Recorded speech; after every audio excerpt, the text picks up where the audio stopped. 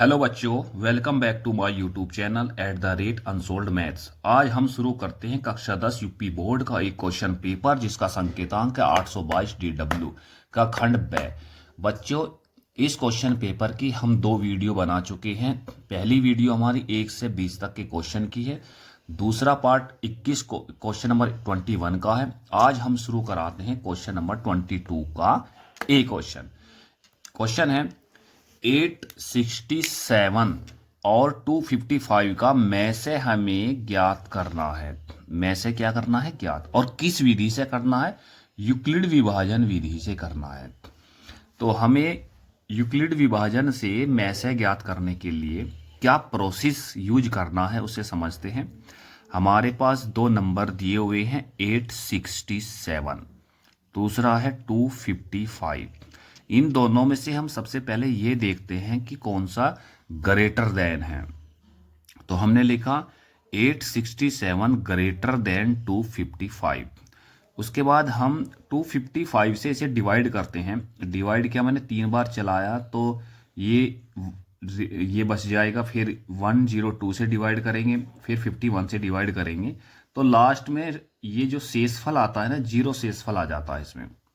तो यूक्लिड विभाजन से जब हम इसे लिखेंगे तो लिखने का प्रोसेस है, जो पहला हमारा भाग की प्रक्रिया है वो यहाँ तक है।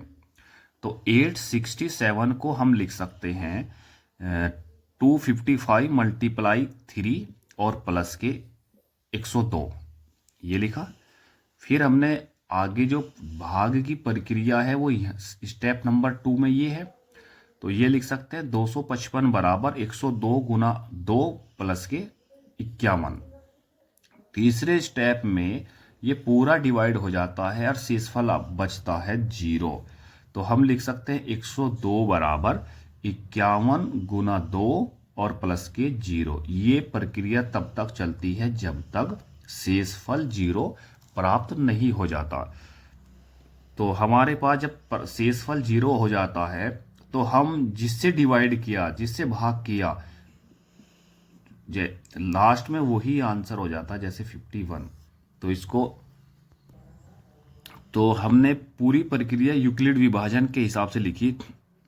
867 बराबर 255 मल्टीप्लाई बाई 3 प्लस 102, क्योंकि शेषफल यहाँ पे 0 से बड़ा है।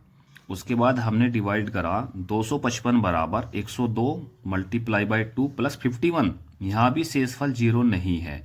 स्टेप को तीसरी बार थर्ड स्टेप में लेके चलते हैं।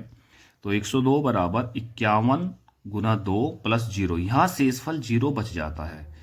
तो शेषफल जब 0 बच जाएगा तो ये जो नंबर है हमारा, ये आ जाता है में से, HCF। तो दोनों संख्या का जो हमारे पास में से निकल कर आया वो हो जाएगा 51। यही इसका आंसर है बच्चों। नेक्स्ट क्वेश्चन 22 का बी पार्ट। एक सीधा राजमार्ग एक मीनार के आधार तक जाता है। मीनार के शिखर पर खड़ा एक आदमी एक कार को 30 अंश के अवनमन कोण पर देखता है, जो कि मीनार के आधार की ओर एक समान चाल से जाती है। 6 सेकंड बाद अवनमन कोण 60 हो गया। इस बिंदु से मीनार के आधार तक पहुंचने में कार द्वारा लिया गया समय ज्ञात कीजिए। तो आइए समझते हैं बच्चों। ये हमारे पास एक मीनार है P और Q। इस पर एक आदमी खड़ा है, ये वाला जो आदमी खड़ा है, और ये आदमी, ये हमारे पास एक सीधी एक सड़क है, और आर बिंदु पर एक कार दौड़ती हुई आ रही है।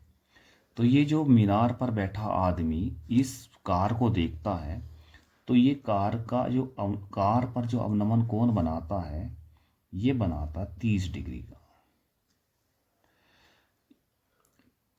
कार आर से बिंदु एस तक जब पहुंचती है तो अवनमन कोण हो जाता है 60 डिग्री।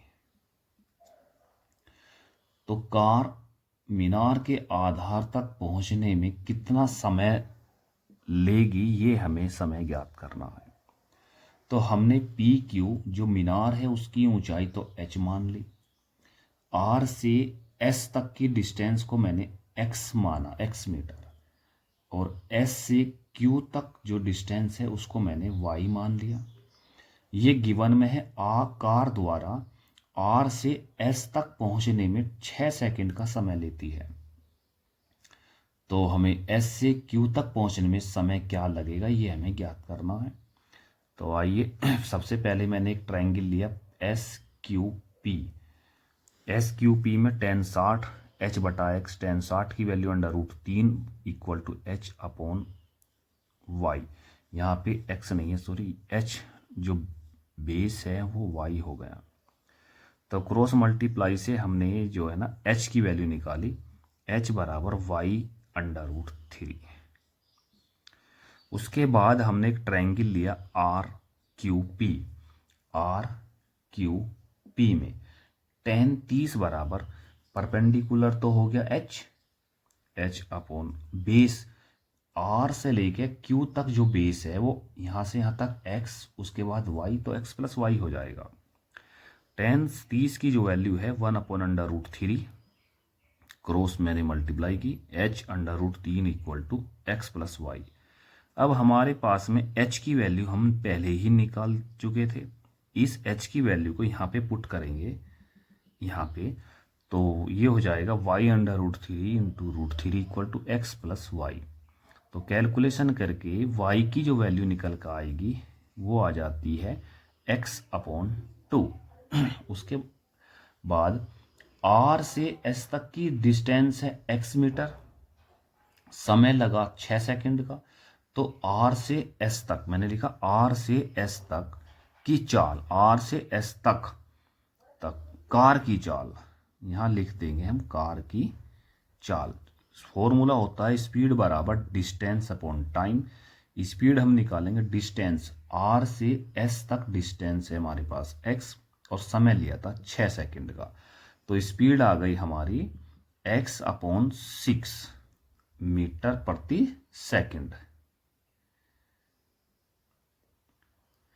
उसके बाद s से q तक हम जाने में कार द्वारा लिया गया समय निकालेंगे। s से q तक हम समय निकालेंगे जिसका फॉर्मूला होता है समय बराबर distance upon speed. Distance s से q तक जाने में जो स्पीड है वो डिस्टेंस है वो है y। स्पीड हम निकाल चुके थे x अपॉन 6, तो समय बराबर y अपॉन डिस्टेंस हमारे पास y, स्पीड हम निकाली थी x अपॉन 6 मैंने पुट कर दी। अब y की वैल्यू भी तो हमारे पास में निकाली थी, y बराबर x अपॉन 2, मैंने यहाँ x अपॉन 2 अपॉन में x अपॉन 6 कैलकुलेशन करेंगे, x से x कट जाएगा, 2 से 6 कटेगा 3 बार, तो टाइम आ जाएगा हमारा 3 सेकंड। ये 3 सेकंड कार का है।